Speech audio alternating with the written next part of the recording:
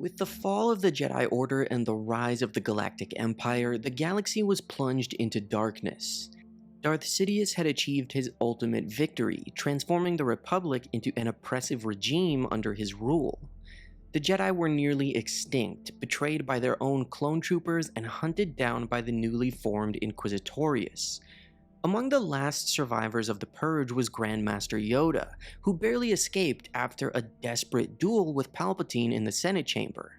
We know that after witnessing Padme Amidala's death and the birth of Luke and Leia, Obi-Wan and Yoda decided to split up the children and go into exile.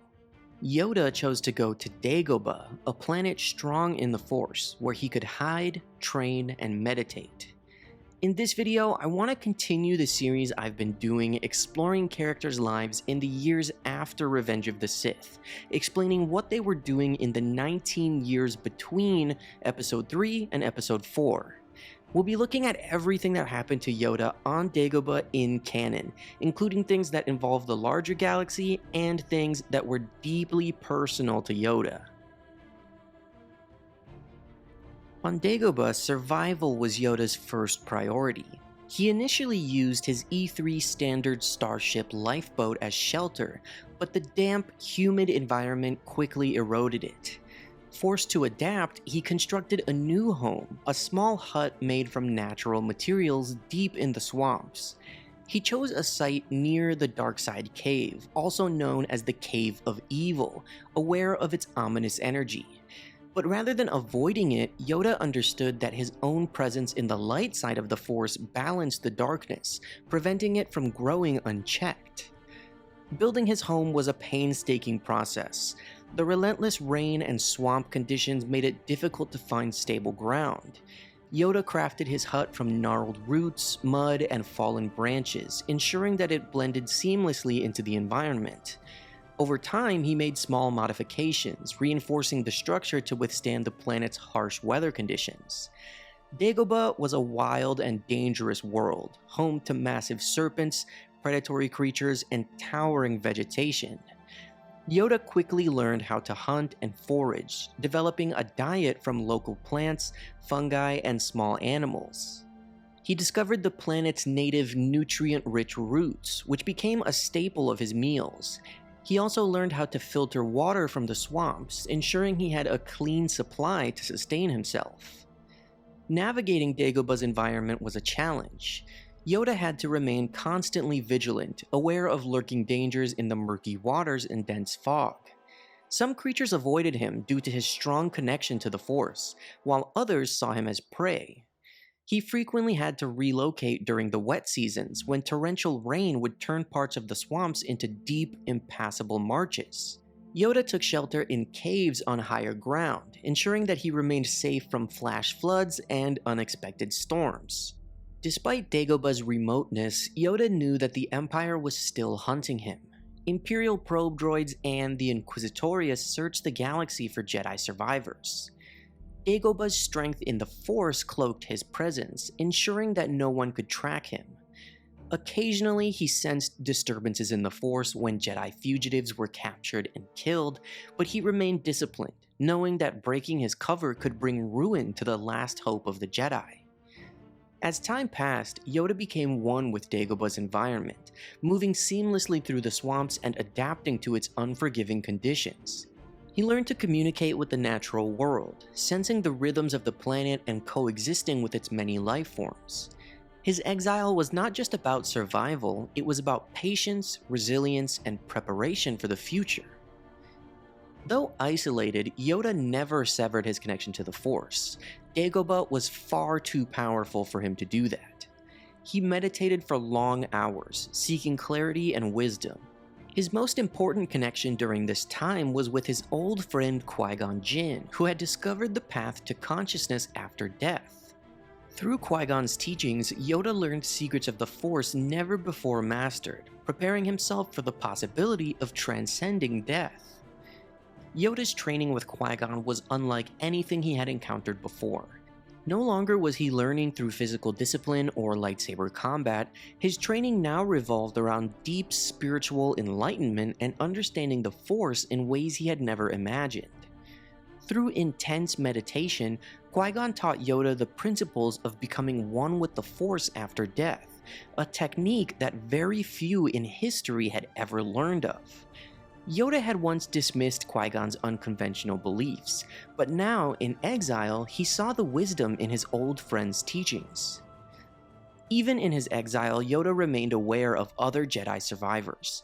He sensed those who sought refuge in ancient Jedi temples, feeling the echoes of their presence through the Force.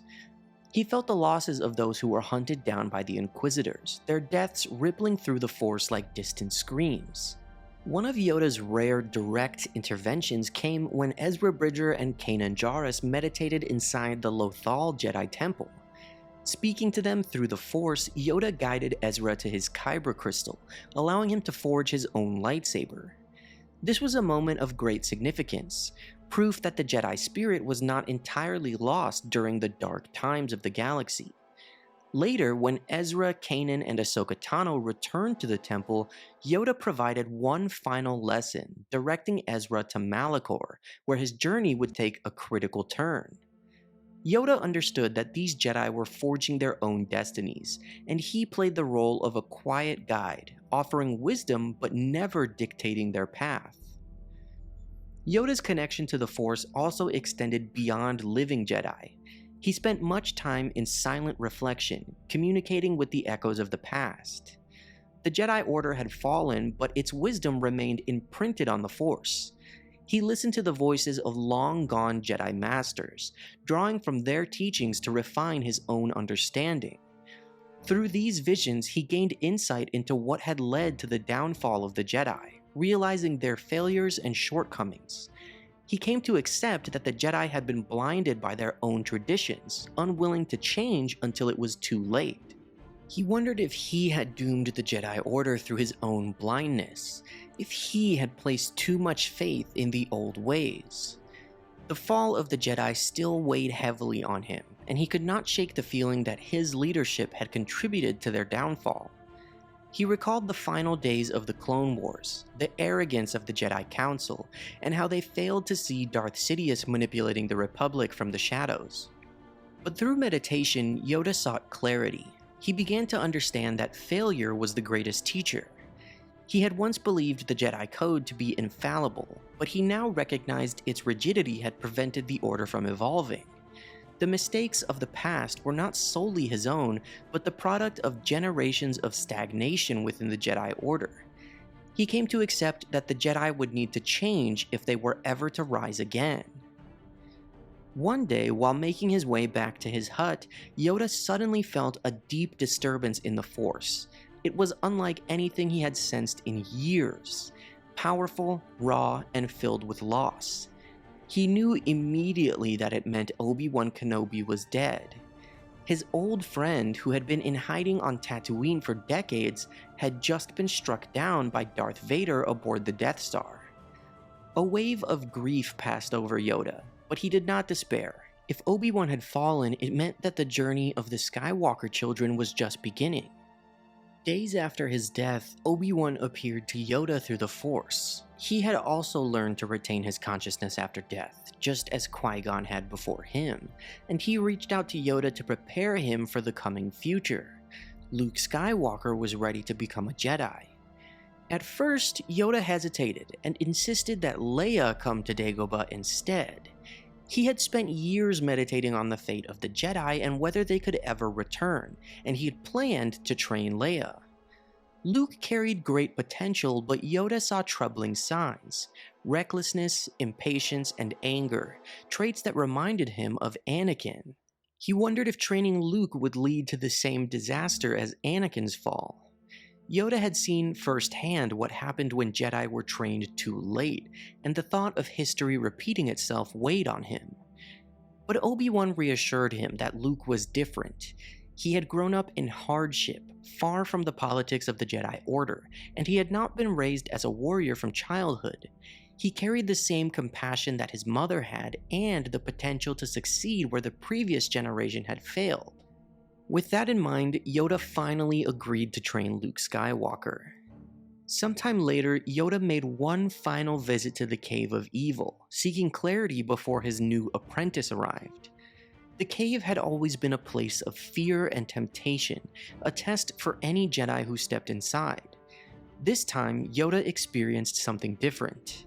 He saw Count Dooku, his fallen apprentice, standing before him. The vision of Dooku accused Yoda of failing him, failing the Jedi, and dooming the galaxy by clinging to outdated traditions.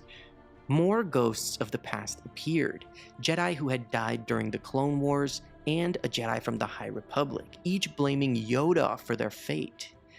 But Yoda did not resist the vision. Instead, he accepted it. He acknowledged his failures, understanding now that the greatest teacher was failure itself. He had spent decades in exile, reflecting on the mistakes of the Jedi, and he knew now that the future of the Jedi Order could not follow the same rigid path as before. Luke could not be trained like the Jedi Knights of the past, and Yoda accepted that. In his final years, Yoda's physical condition declined. The harshness of Dagobah's climate and the toll of his age made simple tasks more difficult.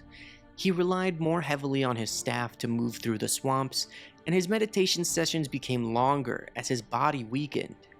Still, he remained committed to his purpose, knowing that his time was growing short. Yoda also spent time writing and recording his thoughts, ensuring that Luke or any future Jedi would have access to his wisdom even after he passed on. He reflected on everything he had learned in his long life, his victories, his failures, and the great changes he had witnessed. The Jedi Order had been flawed, but there was still hope for a better future, one where balance could truly be achieved. Yoda's exile was not a period of hiding. It was a time of preparation and atonement. Though the Order had fallen, he never stopped learning, guiding others, and shaping the future from the shadows. Through Qui-Gon's teachings, he mastered the path to immortality. Through Ezra and Canon, he helped guide the next generation of Jedi. And through Luke Skywalker, he ensured that the Jedi would rise again.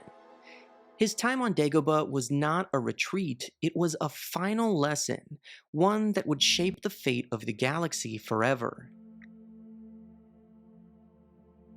Thank you guys so much for watching this video. I hope that you enjoyed it.